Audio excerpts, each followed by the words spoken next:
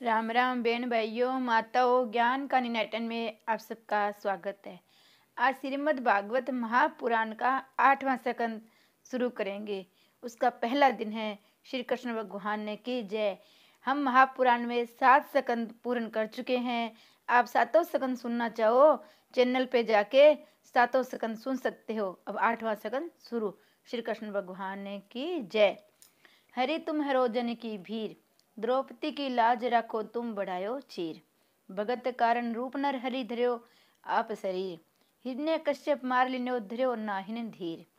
बुढ़ते गजराज राख्यो कियो बहार नीर, दासी मीरा लाल गिरधर दुख जहां तय पीर।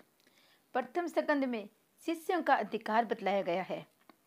अधिकार के बिना ज्ञान शोभा नहीं देता। अनाधिकार मनुष्य ज्ञान का दुरुपयोग करता है। दूसरे स्कंद में ज्ञान का उपदेश किया गया है। वहाँ मनुष्य मात्र का कर्तव्य क्या है ये बताया गया है। मनुष्य जीवन भोग भोगने के लिए नहीं दिया गया है। ईश्वर की आराधना करके ईश्वर को पाने के लिए मानव शरीर दिया गया है। तृतीय स्कंद में ज्ञान को जीवन में किस प्रकार उतारना है ये कथा सुनाई गई है। इस ज्ञान को जीवन में उतारने वाले के चारों पुरुषार्थ सिद्ध होते हैं। अतः चौथे स्कंद में 4 पुरुषार्थों की कथा सुनाई गई है। 5वें स्कंद में ज्ञानी परमहंस और भागवत परमहंसों के लक्षण बताए गए हैं। सबके स्वामी परमात्मा है। इसके बाद 6ठे स्कंद में पुष्टि की कथा आई है। जीव पर परमात्मा अनुग्रह करते हैं। जीव के पाप से ईश्वर कुछ नहीं मांगते। ईश्वर निरपेक्ष है तो भी ईश्वर जीव पर कृपा करते हैं। मनुष्य जब अपने किए हुए पापों को याद करेगा तो उसको पता लगेगा कि जो कुछ उसे मिला है उसके लिए वह योग्य ही नहीं है। जब जन्म हुआ तब जीव शुद्ध था, पर जब उसमें समझ आई तब से वह असत्य बोलने लगा। ईश्वर जीव को अनेक अवसर देते हैं। वे आशा रखते हैं कि जीव अपना जीवन सुधारेगा। केवल कथा सुनने से लाभ नहीं होता। कथा सुनकर मनन करे, उसे जीवन में उतारो। प्रभु ने हमारे लिए चिंता करने जैसा कुछ नहीं रखा। ईश्वर की जीव पर अनंत कृपा है, परंतु जीव इसका उपयोग नहीं करता।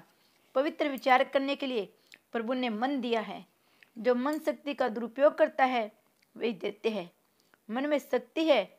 जब जीव ईश्वर रूप में लीन होता है तब मनुष्य शक्ति का विकास होता है, पर जब मन विश्व में भटकता है तब मन शक्ति का विनाश होता है। ईश्वर जीव मात्र पर कृपा करते हैं। उसकी पात्रता से अधिक उसे पैसे देते हैं। 7वें स्कंद में वासना की कथा सुनाई और बताया कि प्रहलाद की सद्वासना है। मनुष्य को मिश्र वासना और हिरण्यकश्यप को असद वासना है। हिरण्यकश्यप की संपत्ति मिली और समय भी मिला, परंतु इस सब का उपयोग उसने भोग विलास में किया। शक्ति का उपयोग दूसरे के दुख देने में किया। मर्यादा के बिना भोग मनुष्य को रोगी बनाता है। भोग इंद्रियों को रोगी बनाने के लिए नहीं है, इंद्रियों को निरोगी रखने के लिए भोग है। अग्नि में लकड़ियां न डालना है तो अग्नि को शांत करने का उपाय है। इसी तरह इंद्रियों को भोग न देने से इंद्रियां शांत होगी। भोग देने के बाद ऐसा लगता है कि इंद्रियों को शांति मिली है, परंतु ये बात सत्य नहीं है। उससे तो अशांति बढ़ती है। मुझे जो कुछ मिला है वह केवल मेरे लिए है, ऐसा मानना ही असद्वासना है। परमात्मा ने मुझे जो कुछ दिया है वह सबके लिए है, ऐसा सोचना सद्वासना है। प्रहलाद में सद्वासना थी, अतः उनको देव माना गया। हिरण्यकश्यप को उसकी असद्वासना के कारण राक्षस माना गया। हिरण्यकश्यप भोगवर्ती अहंकार और लोभ है। देव होना या दानव होना यह मनुष्य के हाथों में है। जगत के सब लोग पुण्य के फल की इच्छा तो रखते हैं, परंतु वे खुद पुण्य नहीं करते हैं। सदा ध्यान में रखो कि तुम्हारे कर्म के फल तुमको ही भोगने पड़ेंगे। इसमें दोष किसका? अगर दांतों के नीचे आकर जीभ कट जाए तो दोष किसका? वह तो सहना ही पड़ेगा। भक्ति मार्ग में आगे बढ़ने का पहला साधन संयम है। संयम को धीरे धीरे बढ़ाओ। भोग मार्ग को बहती हुई इंद्रिय शक्ति की प्रभु के मार्ग की ओर मोड़ दो। वासना का विनाश होने पर ब्रह्म भाव जागता है। जब तक मन में सूक्ष्म वासना है तब तक जीव और ईश्वर का मिलन नहीं होता। वासना ज्ञानानुभव में विघ्न करता है। वासना के विनाश के लिए 8वें स्कंद में 4 उपाय बतलाए गए हैं। भागवत का फल है रासलीला। जीव का श्री कृष्ण से मिलना है। एक बार श्री कृष्ण से मिल जाने के बाद जीव उनसे अलग नहीं हो पाता। रास में उसी का प्रवेश मिलता है, वासना का विनाश करता है। अनेक जन्मों की वासना का मन में भरी हुई है। वासना अनेक प्रकार के दुख देती है, फिर भी मनुष्य उसको छोड़ता नहीं है। ईश्वर का अनुभव हुए बिना वासना जाती नहीं है। जब तक वासना में आकर्षण होगा तब तक वासना नहीं जाएगी। कुंभ को बढ़ाओगे तो वासना का विनाश होगा। प्राणों के शरीर से टिकाए रखोगे तो वासना का विनाश होगा। बार बार मन में ऐसा संकल्प करो कि मुझे परमात्मा से मिलना है। जब दो आत्माएं मिलती है तब उनसे मिलने से भी यदि आनंद मिलता है तो सब प्राण सूक्ष्म रूप से जिन परमात्मा में बसे हैं उन परमात्मा से मिलते समय कितना आनंद होगा। मुझे ईश्वर से मिलना है ऐसी कामना करो। वासना को अलौकिक मत बनाओ। जो दुष्ट संस्कार मन को मिले हैं वे दूर और मन को अच्छे संस्कार मिले, इसलिए सत्संग जरूरी है। संग से वासना उच्चतम बनेगी। वासना का अलौकिक बनाओ। मनुष्य बार बार जैसा बोलता है, जिसका विचार करता है, वैसा वे खुद बनता है। 8वें स्कंद में वासना का विनाश करने के लिए 4 उपाय बताए गए हैं। वासना का विनाश इन 4 उपायों से होता है। जब जीव ईश्वर से दूर होता है तब वासना जागती है। सतत हरि स्मरण करने की आदत डालो तो वासना नहीं जागेगी।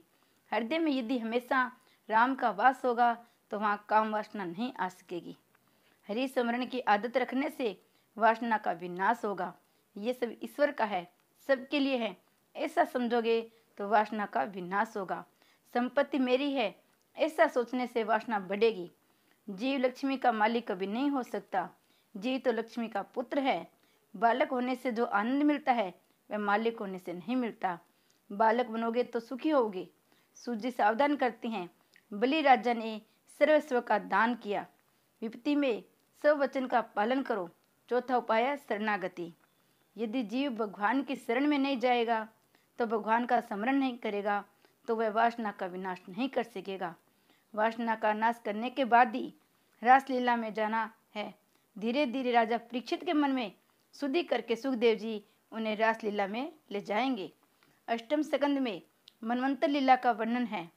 सुखदेव जी वर्णन करते हैं कि हे राजन, प्रत्येक मनवंतर में प्रभु का जन्म होता है। प्रत्येक मनु के राज्य में प्रभु का एक विशिष्ट अवतार होता है। इस कल्प में 6 मनु हैं। प्रथम स्वयंभू मनु की कथा मैंने तुम्हें सुनाई है। स्वयंभू मनु की पुत्रियां आकृति और देवहूति की चरित्र कथा मैंने सुनाई है। दूसरे मनवंतर में स्वयंभू मनु तपस्या करने के लिए वन में चले गए। वहाँ श्री भगवान ने राक्षसों से उनकी रक्षा की। उन्होंने कहा, ये सारा जगत में रहने वाले सब चर अचर प्राणी परमात्मा में ओतप्रोत है। अतः संसार के किसी भी पदार्थ में मोह न रखकर इनका त्याग करके जीवन निर्वाह करने के लिए जितना जरूरी हो उतना ही उपभोग करना चाहिए। तृष्णा का सर्वथा त्याग करना चाहिए। इस जगत की संपत्ति किसकी है और कब किसकी हुई है। अतः हे मनुष्य, त्याग करके तुम इसका उपभोग करो, अर्थात सर्वस्व ईश्वर को अर्पण करो। अनासक्त रहकर तुम उपभोग करो। दूसरे के धन को प्राप्त करने की प्रश्रम मत करो। ये सारा जगत ईश्वर से व्याप्त है, अर्थात प्रभु सर्वव्यापक है। ऐसा जो मनुष्य सोचेगा वह कभी भी किसी से द्रोह नहीं करेगा। विषयों में मन में न फंसे, इस बात का ध्यान रखो। इस जगत के पदार्थ आज तक किसी के नहीं हुए और होंगे भी नहीं, फिर भी मनुष्य उनसे ममता रखता है, उनमें अपनी आसक्ति बढ़ाता है। ऊपर बतलाया हुआ अद्वैतवाद सुंदर है। द्वैतवाद का त्याग करो। ऋषि भी मोक्ष पाने से पहले सत्कर्म करते हैं। सत्कर्म करने वाले मनुष्य ही निष्काम भाव को प्राप्त होते हैं। ईश्वर को कभी कर्म करने पड़ते हैं, परंतु ईश्वर किसी भी कर्म में आसक्त नहीं होते हैं। वे तो अनासक्त रहकर कर्म करते हैं। राम कृष्ण आदि अवतारों में मनुष्य का श्रेष्ठ आचरणों का आदर्श बतलाने के लिए भगवान ने सत्कर्म किए हैं। कर्म किए बिना नहीं चलेगा। नहीं, अतः नासक्त रहकर ही कर्म करो। तीसरे मनु हुए हैं उत्तम। प्रभु ने सत्य सेन के रूप में अवतार धारण किया था। चौथे मनवंतर में प्रभु का हरि के रूप में जन्म हुआ। उन्होंने गजेंद्र का मकर ग्रह से रक्षा की थी।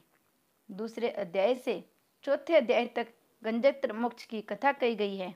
परीक्षित राजा कहते हैं, मुझे गजेंद्र मोक्ष की कथा सुनाइए। सुखदेव जी राजा से कहते हैं, राजन, त्रिकुट पर्वत पर एक बलवान हाथी रहता था। वह अनेक अतिथियों का पति था। गर्मी के दिन थे, कड़ी गर्मी का मौसम था। गजेंद्र हथिनियों के साथ सरोवर में जल क्रीड़ा करने लगा। हथिनियों से और बच्चों से घिरा हुआ वह आनंद विहार करने लगा। गजेंद्र जल क्रीड़ा में तन्मय है, ये जानकर एक मगर ने उसका पांव पकड़ लिया। उसके पंजे में से छूटने के लिए हाथी ने बहुत प्रयत्न किए। हाथी स्थलचर होकर मगर जलचर है, अतः हाथी जल में दुर्बल बन गया, मगर हाथी को छोड़ता नहीं है। गजेंद्र मोक्ष की कथा प्रत्येक घर में होती है। संसार ही सरोवर है, जीव ही गजेंद्र है, काल मगर है। संसार के विषयों में आसक्त हुए जीव को काल का भी भान नहीं रहता। जीव मात्र गजेंद्र है, हाथी की बुद्धि स्थूल है। यदि ब्रह्मचर्य का भंग होगा तो बुद्धि जड़ होगी। हाथी अति कामी है, सिंह साल में एक ही बार ब्रह्मचर्य को भंग करता है, इसलिए उसका बल कम होने पर भी वह हाथी को मार सकता है। काम क्रीड़ा करने वाले की बुद्धि जड़ होती है। ये जीवात्मा गजेंद्र त्रिकुटाचल पर्वत पर रहता है। त्रिकुटाचल शरीर है। त्रिकुटाचल का दूसरा अर्थ होता है काम, क्रोध और लोभ। ये संसार सरोवर है। संसार में जीव काम क्रीड़ा करता है। संसार सरोवर में जीव आत्मा स्त्री और बालकों के साथ क्रीड़ा करता है। जिस संसार में जीव खेलता है, उस संसार में उसका काल नियत किया गया है। संसार में जो काम सुख का उपभोग करता है, उसे काल पकड़ता है। जिसको काम मारता है, उसे काल भी मारता है। मनुष्य कहता है कि मैं काम सुख का उपभोग करता हूँ, ये बात झूठी है। काम मनुष्य का उपभोग करके उसे छीन करता है। भोगा ने भुगतू, वह मैं भुगतऊ। इंद्रियों को जब भक्ति रस मिलता है, तब वे शांत होती है। अनेक जन्मों से जीव काल को मारता चला आ रहा है। मगर और सांप को काल की उपमा दी गई है। जिस संसार में मनुष्य काम क्रीड़ा करता है, वहाँ काल भी रहता है। जिसमें जन्म होता है, उसमें मरण का भी समय नियत किया जाता है। मगर ने हाथी का पांव पकड़ा। काल जब आता है, सबसे पहले पांव ही पकड़ता है। पांव की शक्ति छीन हो जाए तो मान लो काल ने पकड़ लिया है। पांव की शक्ति छीन हो जाए तो सावधान हो जाना चाहिए कि काल समीप आ रहा है। उसमें घबराना नहीं चाहिए, भगवत स्मरण में लग जाना चाहिए। जब काल आकर पकड़ेगा, तब तुम्हें न पत्नी छुड़ा सकेगी न पुत्र ही। जब काल पकड़ेगा, तब कोई भी प्रयत्न काम नहीं आएगा। उस मगर ने जब हाथी को पकड़ा, तब न तो हथिनियां और न बच्चे उसे छुड़ा सके, न दूसरे हाथी। मनुष्य को जब काल पकड़ता है, तब उसको कोई नहीं बचा सकता। पत्नी, पुत्र संबंधी कोई भी उसे बचाने नहीं आ सकते। काल के मुख से वे नहीं छूटेगा। जिसको परमात्मा का दर्शन होगा, काल के भी काल से कृष्ण दर्शन से काल का नाश होगा। काल मगर के मुख में से तो श्री हरि का सुदर्शन चक्र ही छुड़ा सकता है। मगर के मुख से छुड़ने के लिए हाथी ने बहुत प्रयत्न किए, परंतु कोई प्रयत्न काम नहीं आया। हथिनियां और बच्चों ने भी प्रयत्न किए, परंतु कुछ काम न चला। जब काम पकड़ता है तो कोई भी प्रयत्न काम नहीं आता है। 1 महीना इसी प्रकार दोनों के बीच युद्ध चलता रहा। मगर हाथी को गहरे पानी में खींचता चला जा रहा है। अतः अब हाथी मर जाएगा, ऐसा सोचकर हथिनियां तो उसका त्याग करके चली गई। मनुष्य को जन्म से पहले उसका कोई संबंध नहीं था, न मरने के बाद कोई रहेगा। फिर भी जन्म और मरण दोनों के बीच में जो समय है, उसमें उसे एक दूसरे के बिना चैन नहीं आता है। परंतु अंतकाल में कोई भी काम नहीं आता है। मनुष्य को ऐसी इच्छा रखनी चाहिए कि मेरी ऐसी हालत है कि मुझे प्रभु के बिना चैन न आवे। गजेंद्र अब मर जाएगा, ऐसा सोचकर सब उसको छोड़कर चले गए। गजेंद्र अकेला ही रह गया। मनुष्य भी जब अकेला हो जाता है, तब जाकर ज्ञान जागृत होता है। अकेला अर्थात जब जेब में पैसा भी न हो, तब वह ज्ञान जागृत होता है और वह ईश्वर की शरण में आता है। निर्बल का बल राम है। द्रौपदी ने जब तक साड़ी का आंचल पकड़े रखा, तब तक श्री कृष्ण नहीं आई। ईश्वर संपूर्ण प्रेम चाहते हैं। जीव ईश्वर को थोड़ा प्रेम देता है, अतः ईश्वर मदद नहीं करते। गजेंद्र निराधार हो गया। उसको यकीन हो गया कि मेरा कोई नहीं है। जीव जब दुख से व्याकुल होता है, तब परमात्मा को आवाज देता है। हर रोज गजेंद्र मोक्ष का पाठ करना जरूरी है। बूढ़ा जब बीमार पड़ेगा, अधिक दिन बीमार रहेगा, सब ऐसी इच्छा करेंगे देंगे। अब ये बूढ़ा मर जाए तो अच्छा है, बेटा छुट्टी लेकर आया है। बूढ़े की बीमारी बढ़ती जाए तो वह कहेगा मैं जा रहा हूँ, मेरी छुट्टी खत्म हुई। बूढ़े को कुछ हो जाए तो खबर दे देना। जीव जब मृत्यु सैया पर अकेला होता है तब उसकी हालत गजेंद्र जैसी होती है। अंतकाल में जीव का ज्ञान होता है, परंतु जब वह ज्ञान उसके काम नहीं आता, मनुष्य घबराता है, सोचता है कि मैंने मरने की कोई तैयारी नहीं की है, अब मेरा क्या होगा। जहाँ जाकर वापस आना होता है, ऐसे सफर के लिए मनुष्य बहुत तैयारी करता है, परंतु जहाँ जाकर वापस लौटना नहीं आता, ऐसे सफर के लिए कुछ भी तैयारी नहीं करता। परमात्मा को राजी करोगे तो तुम्हारा बेड़ा पार होगा। ये गजेंद्र पशु है, पशु होकर भी वह परमात्मा को आवाज देता है, परंतु मनुष्य तो मृत्यु सैया पर पड़कर भी हाय हाय करता है, और हाय हाय करने से अब क्या मिलेगा। गजेंद्र जब अकेला हो गया तो उसको यकीन हो गया कि ईश्वर के सिवा मेरा कोई नहीं है। ईश्वर के आधार के बिना जीव निराधार है। अंत में सब छोड़कर चले जाते हैं। जिनके लिए सारे जीवन का भोग दिया वे भी छोड़कर चले जाते हैं। अंतकाल में जीव को यकीन हो जाता है कि ईश्वर के सिवाय मेरा कोई नहीं है। अंतकाल में जीव पछताता है, हाय हाय करके उसकी जान जाती है। अंतकाल में हाय हाय करके हृदय जलाना नहीं चाहते तो अभी से हरि का नाम लेना शुरू कर दो। आज से श्री हरि का स्मरण करो, अंतकाल में भी श्री हरि याद आएंगे। श्री विष्णु भगवान ने की जय।